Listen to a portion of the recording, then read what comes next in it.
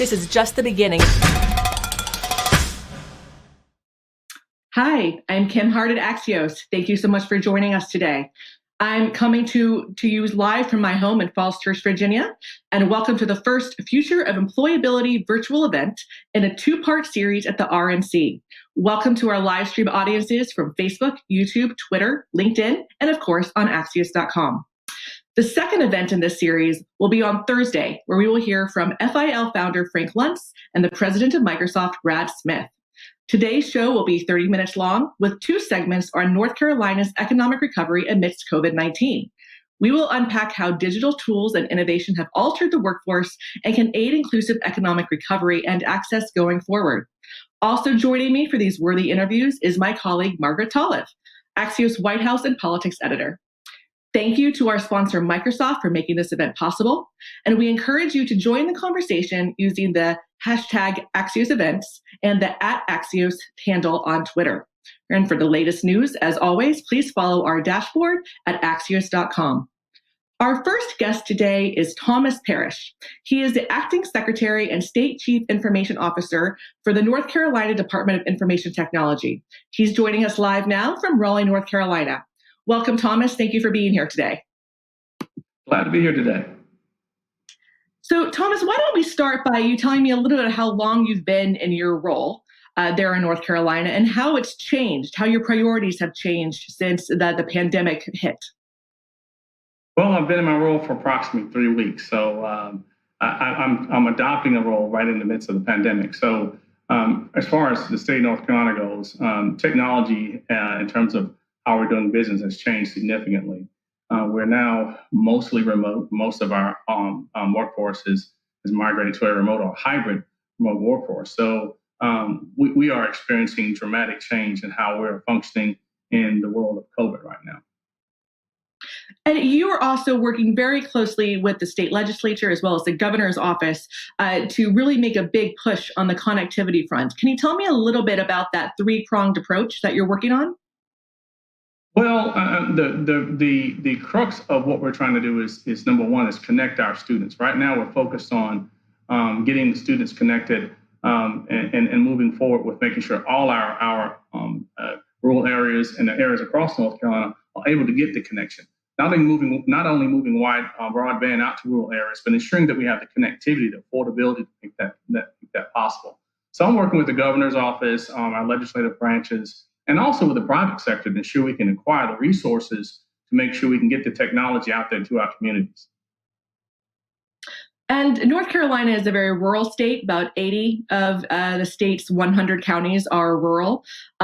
So that is a big priority, I know. And you also do have some, disparities in terms of connectivity in your rural areas, even among some of your most thriving metropolitan areas like Charlotte, for example. But what are some of the ways that you're looking at rural specifically? How are you trying to leverage what you already have, but then layer on what you can by your partnerships that you just mentioned with the state as well as local leaders and the private sector? Well, we have long-term and short-term approaches. As it relates to short-term, we're trying to leverage as much of the existing infrastructure that we have out there through initiatives like Hometown Strong, for example, that's reaching out to our rural areas to ensure that we're maximizing existing infrastructures. Working with local businesses, working with nonprofits, working with other departments like our park system, our Department of Transportation, to leverage those existing infrastructures to get that connectivity out to our rural communities. One important thing that we're doing right now is that we've been working with the private sector to help us get beyond profit and really focus on service to our education in rural communities. So we've got things in place now. If you want to look at a good example that we have with our school systems, we're rolling out hotspots to as many of our rural communities as possible to ensure that these students can get the connectivity they need to start their education. As you can recall, back in North Carolina and many areas around the country in the spring when COVID initially hit, that we had a lot of school systems that had begun to shut down, and there were very little plans rather in place to ensure students had connectivity. So in many areas, you've got young people who have missed a quarter of their education. So it's imperative for us as we move into this next fiscal year or this next calendar school year rather, that we get the connectivity out to these students. So working with our partners to get low cost services out to our students has been paramount. Just this week, we've announced being able to acquire over $30 million to distribute, for example, 100,000 wireless hotspots with continuous high-speed, unlimited data to all our students, to as many students as possible throughout North Carolina. This is tremendous. We've also announced grants equaling upwards of $12 million for long-term Wi-Fi and connectivity out to our community. So we're really focused on getting this connectivity out to our rural areas because this is a resource we can't afford as a state, as a nation, to go further down the road of missing opportunities for our young people. Where is the funding coming from for those sorts of initiatives?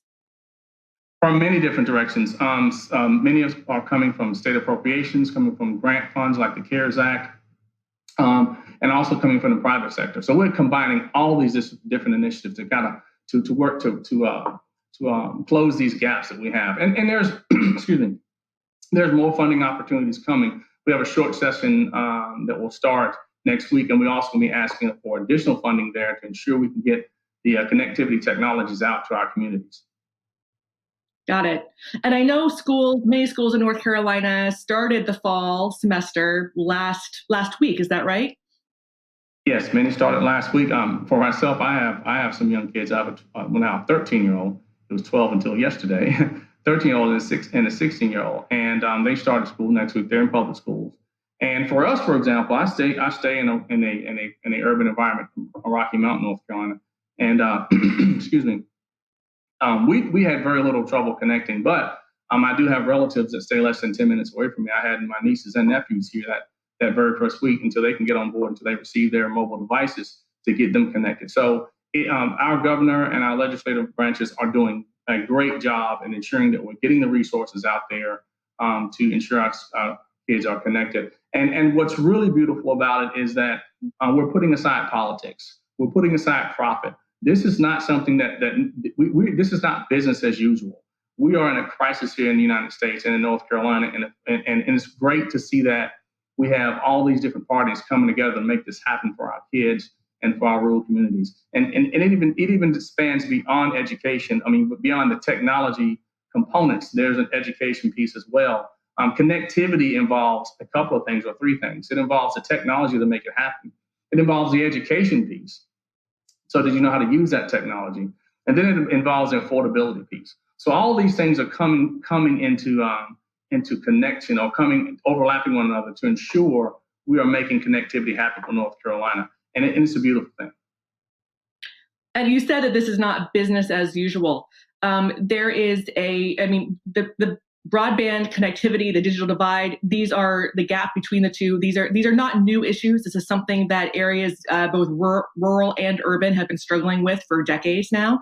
But do you think that given the renewed urgency about this, considering about 2/3 of North Carolina students are learning in a virtual environment today, and we don't know how long that's going to have to last, what kinds of changes do you see coming that are more lasting to the relationships between local governments, state governments, and the private sector to help really keep the pedal on the gas as we go forward? I see more partnerships. I see stronger partnerships that are existing between local governments and even the private sector. If you have to look at it from this perspective, many of the people who are working at local governments, working for state government, working for the private sector, they have children that are in our public school systems, and including other school systems as well. So I think what COVID has done, and my grandfather used to make this statement when we were kids, and see if I can remember it. He said, "Time is the creator of the unexpected, but the master of opportunity." So COVID has also, though it has been a very terrible event that has impacted our nation and our state, it has also created opportunity. And one of the opportunities that I see are that we're starting to see this connection, this understanding that this topic of getting our rural areas connected is now something that we can no longer afford to miss. Other countries have been investing in their connectivity and infrastructure for years. You look at Europe, Great Britain, Germany, these countries are investing billions of dollars in their infrastructure to ensure that people are connected. Same thing's happening in many of our Asian countries. Japan and other nations are investing billions. And so I think what we're finally seeing in the United States and in North Carolina is that we need to make that investment, because if we're connected, that means we're ready for tomorrow. And that's what I think you're going to see as we get to a post-COVID world. Keep in mind one thing: we're not going to return to a pre-COVID world, right? So as we look at going to post-COVID, I think those connections between government, those connections between nonprofits, those connections between our private sector, they'll become much stronger to make this happen for North Carolina, and also to make this happen for other states. What North Carolina does can impact other states as well. We want to be a leader in this effort. We want to show other states that this is possible. We can connect our people. If we're connected, we're going to be moving forward. And so that's what's important. And I think that's what you're going to see as we come into a post-COVID world. And you've mentioned all the efforts that are going on at North Carolina at the state level, and hopefully at a lot of other state levels as well. If you had a message to the federal government for how they can help increase the investment into this area, as you were just mentioning, what would it be? What would you hope that where would you hope that they invested first, and how? The first place would be invest in our children. Our children are our future. If we don't spend the dollars now, we're gonna reap the reward, and that reward may not be what we want in the future. My pastor always says, from labor to reward. So whatever you labor now, that will be your reward for tomorrow. So what our federal government leaders need to do, they need to again put party politics aside and understand where we are today. Invest. Our kids are the first place we need to invest. And then our elderly, we need to focus on our elderly too. If you look at the healthcare landscape, our landscape is migrating more and more to a digital platform. If we're connected, then everybody benefits. And then finally, commerce. If we're connected remotely in these remote areas, everyone can benefit from the economic benefits that are also migrating to a mobile platform. Again, I want to stress this. We are not going to return to a world pre-COVID. COVID has transformed the way we're going to be doing business in the long run. And that's with all our communities, with all the facets that encompass those. So I think our federal government needs to recognize that. And again, I want to go back to what I said earlier. This is not business as usual. We are in a crisis, whether you believe it or not. If you don't act now, we're going to reap the benefits later on, reap the rewards later on, and they may not be in our favor if we're not investing now. Again, other nations are doing it. Other nations are recognizing it, and our federal government needs to recognize it, continue to recognize it, rather, so that we can move forward. And that will also lead to more educational understanding of how to use these products and how to use these technologies, and kind of the professional proficiency that we'll need in the next generation, and as these kids grow up, to make sure that we are leveraging this technology to the greatest benefit of all. How do you think that will carry on from the efforts that you are putting in place today?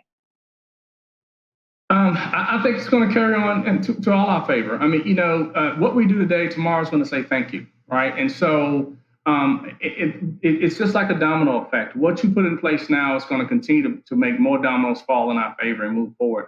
One of the things that I think we need to make sure that we're focusing on is what will tomorrow look like. And even though we don't have a clear picture of that, this is still COVID. We're still in the midst of COVID now. But we must envision a time where COVID is no longer, it's in our rearview mirror. So now starts the investment for tomorrow. And I can see nothing but positives coming out of this if we buckle down, do what we need to do right now, and take this serious so that we can have all our communities part of the digital world.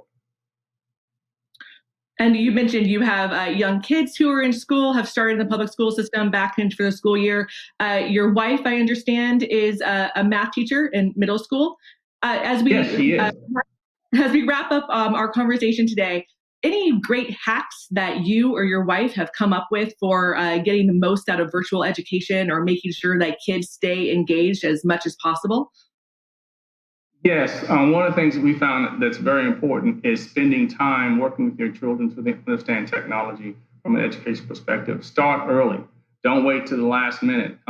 Preparation is everything. So what we did we even back in May and March, when everything kind of really started off, we started investing in teaching our kids, getting them acclimated to all the new technologies that might be available that they may use down the road. Now, they were fairly proficient, but still they're proficient in things like TikTok or video games. So becoming more proficient in those things that matter in terms of education really helped out. So when day one, they understood what they needed to do. And it may be, we may have a slight advantage because my wife's a school teacher. She's been doing this for 20 years, but I say preparation is key. Start early with your kids, work with them early so that when things happen, you're available, and gather all the resources possible to make sure your kids are on top of the education game.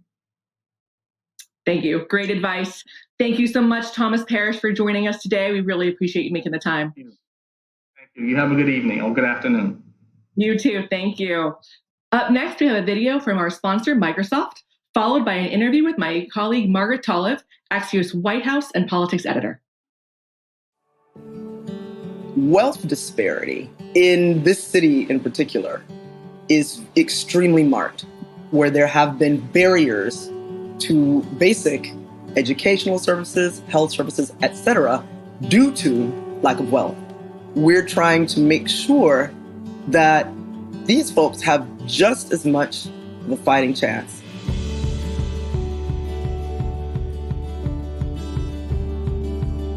There's a wonderful opportunity tying that technology work to folks who have traditionally been left out of not just the economic mainstream, but of the technology culture of building, making, and doing.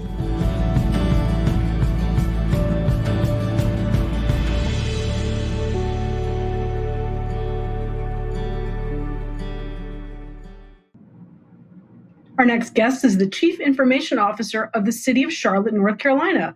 Reenie Askew joining us live from Charlotte. Hello, Reenie. Hi, how are you, Margaret? Well, I'm doing great. I know it's a busy week for you, maybe not quite as people-packed as you thought it would be, but a convention with an attachment to Charlotte nevertheless. And in normal times, a city that's hosting a presidential nominating convention, as you know, would get like a huge spotlight to show off ways that you're innovating, but the pandemic has shifted some of that. And I know it's also probably making everything you're undertaking now more pressing than it has been before. I guess just give us a sense of what you're excited about and what's keeping you up at night these days. So honestly, I think what's keeping most people up at night, especially here in Charlotte, is online learning. If you think about where we've shifted from in-class learning to online learning, and the buzz is really how do we make a difference? How do we bridge the gap today when we know that everyone is having to make that shift as quickly as possible? I mean, the media is just buzzing with the fact that schools had to make the very hard decision to move away from face-to-face instruction to online learning, which in some cases it creates a bigger barrier than what already existed in the education system. So when you ask what keeps me up at night, it's the work that we're trying to do to help bridge that gap and create digital equity. I guess when you think Chief Information Officer for a city, you're thinking about job creation, job innovation, but everyone's have to shift gears, at least in these immediate weeks ahead of the return to school, and now the return to school to try to get that priority straightened out. It's connected to the economic comeback too, isn't it? It is. It is. I mean, it was always a priority for us. Back in November last year, we started a major initiative around digital innovation. And so connectivity, mobility was a top priority. But what we had to do as a result of the pandemic is really look closely at how we can accelerate some of the work that we were doing. So we had to pivot, and we did. And so we're working very closely with our schools, our community leaders to identify the best places and the quickest way to move forward with some of that. Job creation is always top of mind. I think our small businesses are probably, feeling the pinch more than anyone. And so as a city, we've been doing a lot towards trying to bring focus into the fact that we are open for business and that small businesses are here, and we're trying to keep them alive and moving forward. Give us a sense of what Charlotte looks like from a connectivity perspective and an internet access perspective. I mean, what's sort of the population that we're talking about? Are there real gaps in connectivity, or is it a matter of speed, or is it a matter of affordability and people needing access to free connections? What's kind of the scope of where you are right now and where you're trying to go? It's funny you should ask that question. I did some research about 2 to 3 months ago as we were preparing for public Wi-Fi. And my concern was, what are some of those areas where, connectivity does not exist? Asking myself that very same question, is it about accessibility, or is it really just the affordable aspect of it?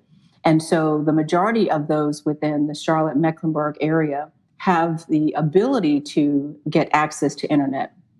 The reason it probably does not exist is if you are a family, whether you're a two-parent home or single-parent home, and you have to make a decision between, taking care of your expenses and, food, education, and so forth, and internet would not be at the top of the list. So what we're trying to do through providing public Wi-Fi in what we call our opportunity corridors is make it free.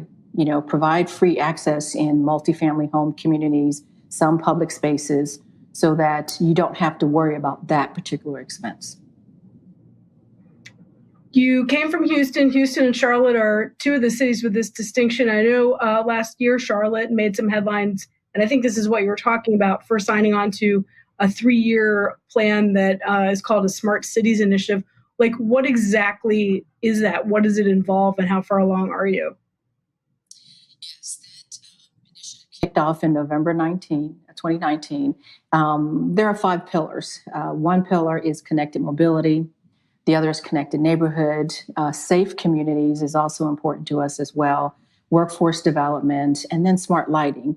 When you think about smart lighting, you're saying, okay, what's smart about lighting? Well, LED lighting is smart. Having controls in place where you can identify where there may be not efficient service in a particular area. So we partner very closely with Duke Energy, who obviously is our electric service provider here in Charlotte. And they're doing some great things around how do we more effectively monitor where lighting is about to go out in a neighborhood. And because there's no lights in a particular neighborhood, it's not safe. Workforce development. And that's partnering with Charlotte Works, that's partnering with our community colleges, looking internally at developing workforce reskilling programs so that we can make the transition from, I used to do, I was a solid waste services individual, and now I want to move into technology. What are some of those core skill sets, and what training is required? So we're working through what are some of those pillars and critical criteria required to help an individual make that transition in life from one profession to another. And Microsoft is a critical partner in helping us do that. Okay, so you have these public-private partnerships, businesses involved, major employers in the area involved, and this commitment to connect the city through enough hotspots or free Wi-Fi that people who can't afford internet access can get it, kids can do their schooling. Sounds simple. What's the issue? Is it a money issue? Like, what's actually involved in doing this? Like, why can't it just happen right now?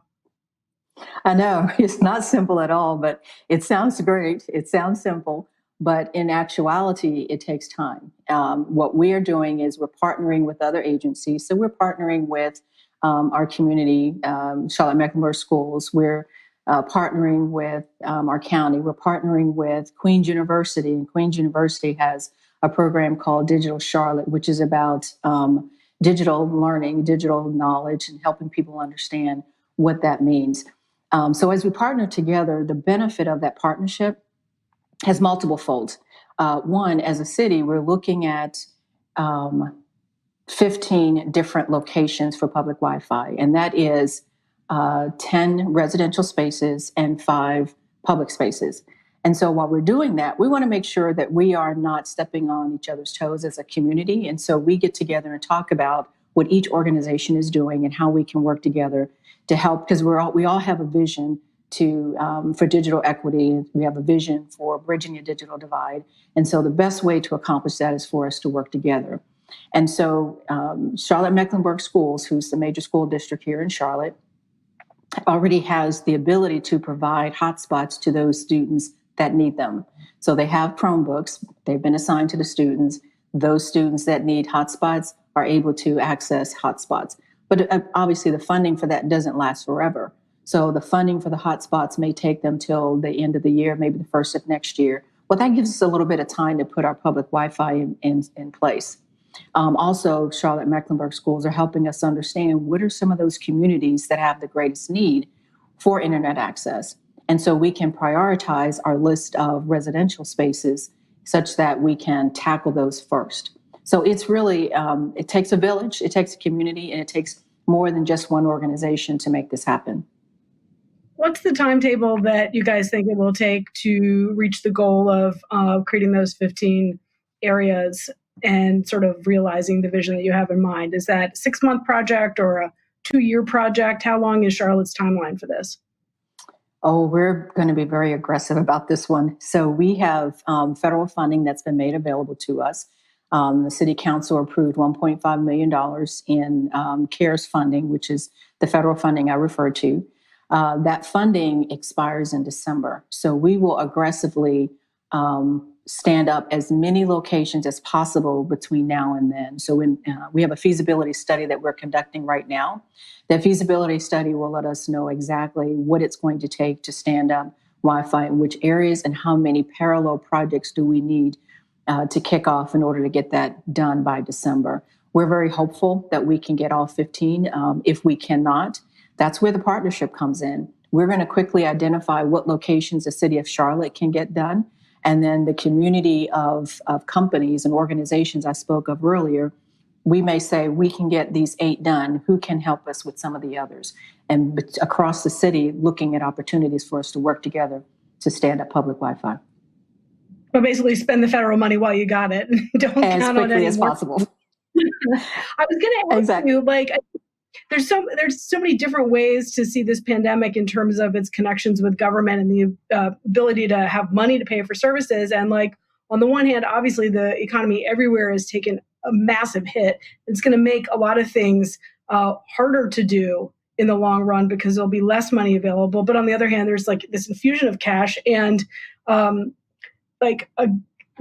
public attention is galvanized, right? It's one thing to say it would be great if every kid had access to a laptop and the internet, but now it's like, hey guys, every kid needs access to a laptop and the internet. Has the pandemic made it harder to get this done or easier to get this done? Absolutely easier to get it done. And it refers back to the point that I made earlier. Because we have so many organizations that are focused on how do we make a difference, how do we help bridge the gap now, this work is being accelerated across the board. I mean, it doesn't matter who I talk to and what organization, the lens on how do we bridge that divide as quickly as possible, how do we make sure that if we have to, for an extended period of time, support online learning for our students, how do we make sure they have the ability to do that? Because quite frankly, the educational divide increases if we don't have the ability for everyone to be able to not just connect, but do it effectively from home. And so if we're unable to do that, then students who don't have access fall further behind, and that we don't need to have. And so we're trying to do what we can to put technology in place to ensure that they have access. It sounds like you're saying, like, by winter break, it's at least your hope and actually maybe a possibility that this project that might have had a longer runtime will actually get done so that connectivity can happen in full by the spring semester. That is our target. That's absolutely our target. It's one more curveball for you. Okay, so the school connectivity is happening on pace or faster than you'd hoped it would. You understand that the pandemic is like a terrible thing, but also the silver lining that creates some opportunities could actually expedite some windows for things you wanted. What else do you want to get done? What else do you think you can organize public attention around, and kind of this combination of interest in volunteering, private companies' interest in contributing? Like, do you have 2 or 3 other things on your wish list you want to throw out there right now? I think training and workforce development, to me, is one of those areas that's extremely important as well. If you think about the high percentage of unemployment, mostly in the retail space, restaurants, small businesses, if there's an opportunity for individuals to retool, I think that is a tremendous opportunity. I recently met with the dean of the School of Informatics at UNC Charlotte. And we talked about this very thing. If we can find a way to get curricula in front of people, to create those non-traditional work tracks, education tracks where people can learn technical skills or learn a new skill, I think that's going to go a long way when the country starts coming back. They're going to come back in a way that people will not necessarily go back to their old job. Maybe they'll go to a new job. Maybe they'll be reskilled and capable of taking on new responsibilities. So that's the other thing I'm passionate about, is workforce development. Well, Charlotte's had such a major economic run over the last decade, and I know the pandemic has kind of put the brakes on everything, but a lot of eyes will be on you as the recovery begins to see how you're going to innovate going forward. So, Reenie, Askew, I just really want to thank you for joining us. Good luck with the rest of the convention week, such as it is, and good luck with some of these bigger endeavors in the months to come. Thank you very much. Thank you. Well, thanks to all of you for joining us this afternoon for another virtual conversation that I hope has made you feel smarter, faster. And if you like the conversation and you'd like to sign up for more of this Axios content, please sign up for all of our newsletters at signup.axios.com. I'd like to thank our sponsor, Microsoft, for sponsoring today's event, making today's conversation possible. And we hope all of you will come back for more. We're hosting these virtual events every day this week at 12:30 p.m. Our final Microsoft event at the RNC will be this Thursday, part 2 of this conversation on the future of broadband access and the essential need for leadership now and over the next 5 years. Thanks to all of you for joining us. Stay safe.